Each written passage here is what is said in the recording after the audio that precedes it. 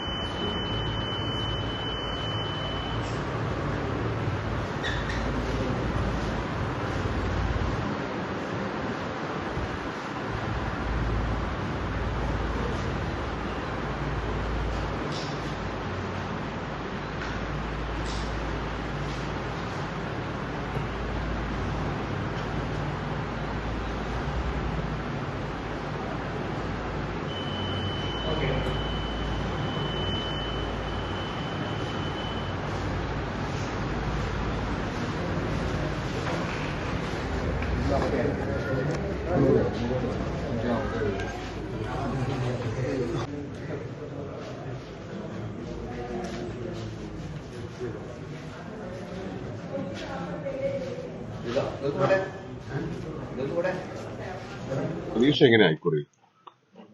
10 വർഷമായിട്ട് ഉള്ള ഈ ഭരണത്തിന് അവസാനം കുറിക്കാനുള്ള ജനങ്ങളുടെ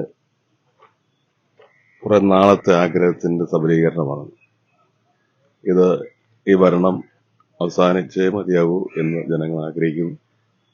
അത് കേരളത്തിലെ UDF മാത്രമല്ല, LDF-ഉം ഇന്ന് UDF-ന് അനുകൂലമായി വോട്ട് ചെയ്യുന്ന ദിവസമാണ്. അതുകൊണ്ട് ഞങ്ങളെ സംബന്ധിച്ചിടത്തോളം പഞ്ചായത്ത് ഇലക്ഷനിൽ ഞങ്ങൾക്കുണ്ടായിട്ടുള്ള ഒരു വലിയ മുന്നേറ്റം അത് ഈ തെരഞ്ഞെടുപ്പിൽ ആവർത്തിക്കും. ഈ പാലക്കാട് ഈ പൈസ വിതരണം ചെയ്യുന്ന BJP സ്ഥാനാർത്ഥിയായിട്ട് ബന്ധപ്പെട്ട് പരാതി വന്നിട്ടുണ്ട്. അതുപോലെ തന്നെ കിറ്റ് വിതരണം, ഇതൊക്കെ എങ്ങനെ ബാധിക്കും?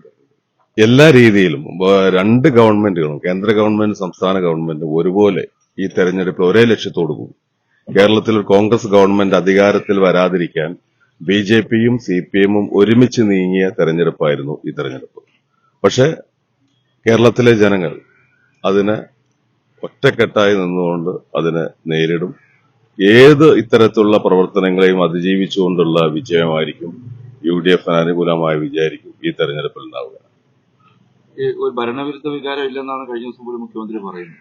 അത് നമ്മൾ പഞ്ചായത്ത് ഇലക്ഷനിൽ കണ്ടു, അതിന് മുമ്പ് പാർലമെന്റ് ഇലക്ഷനിൽ നമ്മൾ കണ്ടതാണ്. അപ്പൊ പിന്നെ പ്രത്യേകിച്ച് പറയേണ്ട കാര്യം 3 മാസം കഴിഞ്ഞല്ലേ ഉള്ളൂ. 3 മാസം കൊണ്ട് ഭരണവിരുദ്ധ ഒരു വികാരം മാറാനുള്ള ഏത് സാഹചര്യമാണ് ഇവിടെ ഉണ്ടായിട്ടുള്ളത്?